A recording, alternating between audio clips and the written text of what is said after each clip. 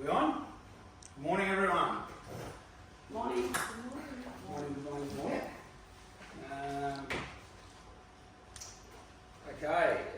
Good morning. Thank you all for joining me on this session on Workplace Health and Safety, or WHS. My name is Jared Dillon. I'll be running the training course today. Before we get started, I'd like to begin to acknowledge the traditional custodians of the land we gather on today, the Gadigal people of the Eora Nation. I pay my respects to the elders, present, past and emerging, and extend that respect to any Aboriginal and Torres Strait Islander people that are with us today. We honour their enduring connection to the land, their culture and their contributions. We may continue to learn from and work in partnership with First Nations communities to create a respectful and inclusive future together. Okay, a few safety and housekeeping rules. The evacuation plan, which is here, is just posted on the wall behind us. In case of an emergency, it is the locations at the front of the building, and the emergency exit points are through the rear and side door of the building. As I said, the evacuation plan is posted behind us, and I encourage you to become familiar with it and read it. The toilets are located just behind us if needed. Okay, let's jump in. Today we'll be covering key principles of, and as I said, WHS, which is Work Health and Safety, but we'll be using this terminology throughout the training program. And exploring practical ways to implement and monitor WHS policies, procedures and programs. This information is vital, creating a safe workplace in everyone's responsibility, and is everyone's responsibility. Okay, work health and safety regulations in Australia have evolved over time, with a major shift occurring in the early 2010s. Prior to this, each state and territory had its own workplace safety laws, which vary significantly across the country. The modern era of WHS in Australia formally began with the Model Work Health and Safety Act, which was introduced as part of a national reform in 2011. This Model Act was developed to create uniform WHS laws across Australia, aiming to improve worker safety and simplify compliance for business operating in multiple states. Most Australian jurisdictions adopted this model law in 2012, though some states, like Victoria and Western Australia, implemented them with modifications or delayed their options. Key dates include 2011, Model WHS Act developed by Safe Work Australia, setting the standard for uniform WHS laws. In 2012, most states and territories adopted the model, and in 2020, continuous updates of WHS laws reflect changing workplaces, technology and health risks. These changes marked a significant commitment to a safer, more consistent approach to workplace health and safety across Australia. So, WHS is essential not only because it's a legal requirement, but because it helps us foster a safe and productive environment. Whether you're a childcare worker, work in an office, maintenance facilities, or a university student, WHS applies to all of us. Let's begin with why WHS is so crucial. The goal of WHS is to prevent injuries, illness, and accidents in the workplace. By maintaining a safety culture, we protect not only individuals but also organisations from legal and financial repercussions. Studies have shown that business with a strong WHS policy and practices also increase productivity, lower employee turnover, and work health and safety here likes to get, who here likes to get injured at work or at TAFE? Yeah. No one? No. Yeah, that's right. So if you work in a place that has safe practices and you feel comfortable and safe at your workplace, both physically and mentally, because WHS isn't just physical safety like falling over and hurting yourself, it also includes workplace mental health and provides a place with no bullying, racism or prejudice. So if you've got a healthy, safe workplace, employees want to stay at that job. So it's a win-win for the employer not having to continually hire new employees. So work health and safety legislation and responsibilities. The legislation in Australia, such as the Work Health and Safety Act, outlines responsibilities for both employers and employees. So the employer must ensure a safe work environment, which can include everything from basic workplace being clean and habitable for workers to attend, to the actual upkeep and safekeeping of the workplace building structure. Example, when you go to work, the premises have to be clean and maintained with adequate toilet facilities and a place to have your morning tea and lunch. On the other hand, the building must be maintained with acceptable building structure and regular pest control. It needs to provide appropriate training and supervision. When you're on board a workplace, there must be an appropriate training to explain the required tasks and completed correctly, efficiently and safely. Example, if a new employee starts at a box packing company, they must be trained on how to construct the box according to the manufacturer's details. They may have to use a packing machine, which may actually require a license to use or a 1-hour training session. Explaining the components of the machine and how to use it safely. Additionally, the risks involved using the machine. They may require 1-day supervision to ensure that they actually understand the instructions and comprehend the working of the machine. This all falls under training and supervision. Additionally, the supervision aspect really ensures the employee understands the instructions. As we may have an employee that English is their second language, they advise they understand, but they really don't fully comprehend all the instructions. By having supervision, this can be monitored and judged to ensure the employee understood the instructions. So a 1-day supervision will ensure the employee understands and will reduce the risk of a possible workplace accident. Additionally, the employer must make sure that the equipment and materials are safe to use, with regular maintenance of all equipment, including machines. On the other hand, employees have duties as well. They must follow safety policies. There's no point in an employer conducting thorough training on a safety procedure if the employee doesn't follow them. The employer has the responsibility to provide the training. However, the employee also has the responsibility to follow through with the safety measures, not to only keep themselves from getting injured, but also their co-workers. Let's use the box packing employee for an example.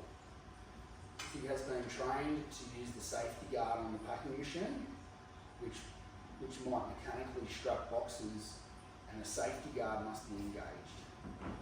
It's Friday afternoon, and he or she gets lazy thinking about the weekend, and thinks, rather than using the safety guard, I can get an extra 10 boxes packed in the same amount of time. Bang. That's when accidents happen. The strap would fly off and not only hit the employee, but also one of their co-workers, injuring both of them. So it's really important for the employee to actually follow through and use the safety protocols and procedures that have been put in place.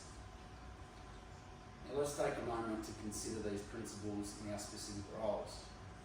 For example, if you're in a childcare, your responsibilities might involve keeping play areas safe and sanitary. In an office, it might mean following ergonomic practices and being aware of emergency exits. It's actually your responsibility to ensure these are implemented and carried out, assuming that the employer has provided the adequate training. Okay, identifying hazards and working health and safety hazards, types of hazards. Workplaces contain many types of hazards, and it's important to be aware of them and to prevent harm. Here's a breakdown of some common hazard types. Physical hazards. These include things like wet floors, falling objects, or moving machinery. Ergonomic hazards. We don't really think of this as a WHS, but can lead to some long-term injuries. Poor workstation setup or repetitive tasks can lead to strain or injury, especially in office environments. The employer may not realise, possibly in large organisations, that, for example, Jenny has started a new admin role. She's been through the workplace induction and has been shown the office procedures and company guidelines. Jenny is shown to her workstation by another colleague, only to realise there's no chair at her desk. One of the other employees helps out by getting a chair from the storeroom and brings out a basic table chair. Jenny, being the new employee, doesn't want to create a fuss and uses the basic chair.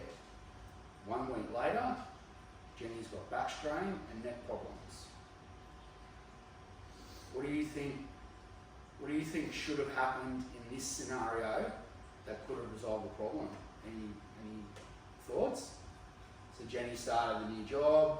She's quite fresh, maybe a little bit They shy. should have had a proper chair waiting for her, but if they didn't, she needs to use the voice and say, That's right. "This is a new one coming." Yeah. And probably an office manager notice as well, have an awareness of that and do. It should be part of like a checklist for a setup, That's right. whatever. you want. Yeah, that's right. So the employee advise a colleague or supervisor, and the employer must ensure an ergonomic chair is provided. So in this scenario, both the employee and the employer, I don't want to say the employee is at fault, but they both had a duty of care to ensure that they were working safely. So No. Jenny really should have said, this chair isn't correct, I'm getting a sore back, can you give me another chair? But if she is kept quiet, in return she now has a workplace injury because she hasn't voiced, but it's initially the employer's responsibility to provide the correct chair. But this is a very basic understanding of work health and safety. So the employee can't continue to use something if they know that it's going to injure them, but it's not originally or additionally really their prime to be there to make sure it's safe. But it's just opening up the option that they need to voice their opinion. And can I just interrupt, sorry, we also have a work health and safety committee. Do you have one in your workplace as well? Yeah. Committee as well. They run through your checks. Yeah. Same stuff. Okay. I'm just thinking, hearing that, whether or not it might be something that we need to refresh and do as it goes across Yeah. the office space. Yeah, definitely. It's Yeah. always good to open up and speak about those things. Yeah. Yeah. And raise it to staff's attention. We do an audit of the place. You do an audit. Yeah. Is there a Last year. requirement to do an audit on an annual basis or? Yeah, definitely. We're actually going to get to that. there But you go. yeah, it definitely has to be audited, regularly. There could be chemical hazards, so cleaning cleaning supplies, disinfectants, or any chemicals pose a risk and should be handled with care. Biological hazards. In childcare, for example, germs and bacteria are a significant concern.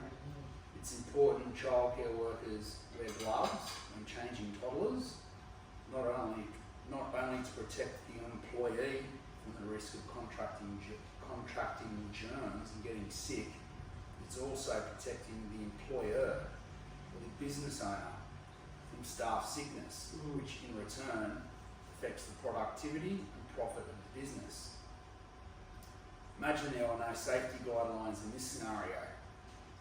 You would have constant staff calling in sick, and the business owner having to deal with constant staff shortage and paying for casual workers.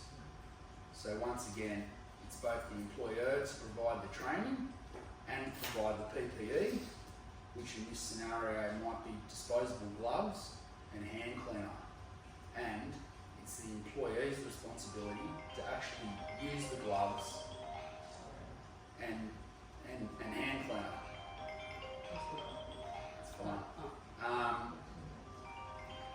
So that's fine. You can turn the phone off. That's not a problem. I'll just keep going. Psychosocial hazards, workplace stress, harassments, or bullying can impact mental health and should be addressed as part of the WHS. Now this topic is huge in work health and safety, and we could learn and study this all day. We won't. However, there is no excuse for workplace harassment or bullying. When I say no excuse, I mean no excuse. Workplace bullying can apply to a broad range of situations in a workplace. It could be something obvious as name calling or racial slurs, to something more minor as an employee thinking it's funny to hide Jenny's coffee cup every day so she can't find it. It shouldn't be a hard topic to raise or talk about in a workplace, but for some few reasons it is. Can anyone think why workplace harassment and bullying continues in workplaces and why it often isn't dealt with? People might be too scared to bring it up. It might be once I said that Jenny was at a new job, she was too shy to, she just wants to keep a job. People don't like making trouble as well, I think, and I think Yeah. I've got a similar situation at work where they don't want to raise it as a formal complaint because they're scared that it'll fall back on them. And they'll be back. And then they'll be bullied and then might lose their job as well for creating trouble.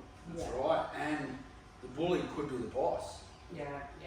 So that's another really difficult situation when your boss is actually, But then when you don't call it out, it's just going to continue because people aren't told it, not allowed about it. That's right. And then you have the psychological damage which continues to. The new worker doesn't want to complain, they don't want to keep their job as they're new. Or three, it could be a group of bullies that are majority and minority are too scared to speak up. That could be another scenario. Power struggle. Yeah, so in each workplace, you are generally covered by a governing body called a union. Different workplaces are covered by different unions. So if you have been bullied at work, the first step would be to raise it with the supervisor. Some employees could be very shy and not very good with uncomfortable conversations. So if you weren't comfortable verbally raising it with the supervisor or boss, what do you think you could do in that scenario? If you didn't verbally want to actually confront them, you could write an email, put it in writing, and then you just can get your frustrations out there. You could talk to another work peer that may not be a bully and get some conversation and an idea how to address. They might know the boss a bit better and be a bit more comfortable, which isn't a great scenario because then you've got the possibility of then bringing them in and then they're confronted with the whole thing. But if nothing comes of it, then you definitely contact your union to act on behalf of you to address the situation. advice, is it okay to get advice with their work? Yeah, definitely Fair Work, the union, but as I said, every industry would have a different governing body. So yeah, definitely in the construction industry, unions are very strong. Yeah. But maybe in schools and that, I know they still would have unions, but they wouldn't be as predominant. So understanding these hazards helps us assess and manage them more efficiently. Okay. Hazard identification. So we've got a little handout here. This is a common workplace. If you could just have both have a look and I'll look at one, you can share them. So this is a common classic workplace. Just show the slide. So who can name some workplace hazards here? There's a water leak on the floor. Yep. Could someone could slip on that. Mm-hmm. There's cables that are just running along the floor, which is a trip hazard. And then Yep. there's also a lady reaching for the top shelf that could result in the shelf falling over. Yeah, that's right, falling over, and actually, and that could be a very serious workplace accident. Yeah. No, I was going to say there's some trip hazards here with the boxes in the paper. Yep. Some guys throwing a computer at the front, so that. Yeah, so maybe the screens. There's a range of numbers. Is he using a chair or is he maybe squatting? Yeah. And there's also a guy lifting up a box that could result in back injury. Yeah, it looks like it's a really heavy box. So what do you think we could do with some of these hazards? So with the water on the floor, it could be as simple as just mopping it up. With the bookshelf, we just get that up. Yeah, that's right. Yeah, get a step ladder or in another maybe long-term issue, actually bolt the cupboard to the wall properly. So maybe we can put in an incident report and say the cupboard's too loose. And for the cables, maybe just get more extent like power points on the other side of the office. You That's can right. get padding as well that you put over Yep. the top of the boards so that it's like a little bump so you walk over them. And the packages and XD systems in place have been put away. That's right, maybe a filing cabinet. Not just Oh. shoved on the floor. This chair in the middle doesn't have a wheel. Oh, is that why he's? Oh, maybe that's why it's put in here. So there's default furniture, like defective furniture. There's also all the plates that are about to fall out of the cupboard. So get it. Yeah, that's right. Pipes are linked to each other. Yeah, they are so too. there's lots of little bits. So that's just the basic example of an office scenario where we could do a little bit of housekeeping and cleaning up. So regular workplace inspections. So the box packing company, as I was referring to before, the company needs to make sure the machine is regularly serviced and risk assessments are carried out over the entire workplace. So their PPE is regularly replaced and available to use. The box company may have a safety measure to wear a hairnet whilst using the machine. So these hairnets are disposable and need to be replenished regularly to ensure it's available for the employees to use consistently. Once again, the new employee may not feel comfortable advising the supervisor that there are no hairnets left. So it's the employer's responsibility to ensure that a protocol or system is in place to ensure that they are replaced regularly. So reviewing past incident reports. So a past incident report may be a workplace accident or it could be something as serious workplace bullying or someone getting injured. So we constantly put these reports in. Why do you think this could be useful to have an incident report? So pattern issues. Yep, that's right. You know, there might be like everyone's tripping on the top set. So there's Yep. on the top set. Yeah, that's it. And we learn from our mistakes. Yeah. So at the end of the day, the business is still human. They're learning, which they definitely need to have WHS policies and procedures put in place. Yep. And then you can change procedures from incidents. That's right. Yeah, so we can put new safety measures in to ensure that the incident doesn't happen again. Actively consulting with employees. This is very important, as you can implement and create safety procedures on paper. However, on the field, they may not work 100%. So it could be something as basic as the hairnets in the box packing company scenario. The actual hairnets are placed in a hard to get position on the other side of the factory. So by consulting with the employees, this could be addressed and suggested that the hairnets are stored next to the machine with easy access. So it makes it easy to actually be safe. So each of these steps is important. Inspections can reveal hazards that aren't immediately obvious, and employee consultations often bring attention to risks that only arise during day-to-day tasks. So risk assessment and control measures. Once hazards are identified, the next step is to assess the risk. How likely is the hazard to cause harm, and what would consequences be? For example, think about a school maintenance worker handling chemicals. The likelihood of a spill may be low with proper precautions, but the consequences could be serious if they're not wearing the right protective equipment. So we can use a hierarchy of needs, a hierarchy of controls to manage risks. These include elimination, so remove the hazard entirely if possible. Substitution, so replace with something safer. Engineering controls, isolate people from the hazard. And administrative controls, change the way people work, such as by providing training. And PPE, personal protective equipment, that's actually the last line of defence. So such as gloves or safety goggles. So in a group setting, this approach encourages us to find the safest, most effective control for each situation. Okay, WHS policies and procedures. So creating effective WHS policies. Policies are the foundation of any WHS program.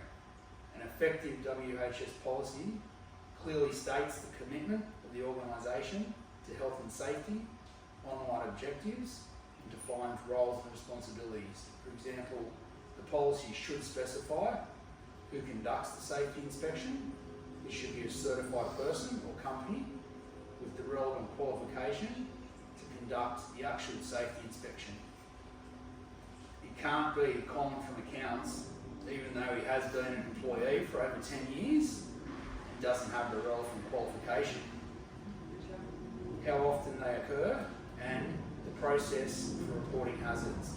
Like we discussed before, it must be reported and documented to remove any hazards and learn the process. If there was a hazard, and it can be removed to create a safe working place. Safe work practices that bring policies to life. These include setting up maintenance, emergency exits, and making staff aware of these. Just like at the start of this presentation, you're advised of the emergency exits and the meeting point at the front of the building in the case of fire and emergency. Making first aid kits accessible, clearly posting incident reports and procedures, and ensuring employees know and understand their responsibilities. Even yesterday at school, people had a drill where they had to, the alarms went off and they mimicked it so everybody knows exactly what they had to do, which was really quite scared through because they didn't advise that it was a drill. They thought it was a relay, but anyway. Yeah, okay. Got a time check there? 29:38. Okay.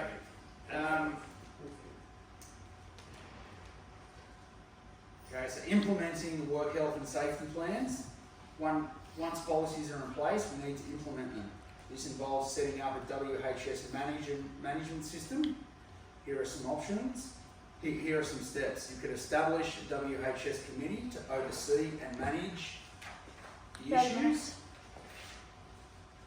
Assign roles and responsibilities for supervisors and staff. And communicate reporting channels for any WHS issue. We've got to monitor and evaluate the programs. Time. So the monitoring techniques. We need to evaluation and continual improvement. So once we know what they are, we need to improve on them. And we practice the roles with specific guidelines. So the childcare worker conducting daily playground checks, regular hand washing, following allergy management plans. Office workers, ergonomic setups are crucial to avoid repetitive strain. School maintenance workers might handle chemicals, use machinery, or work with electrical systems.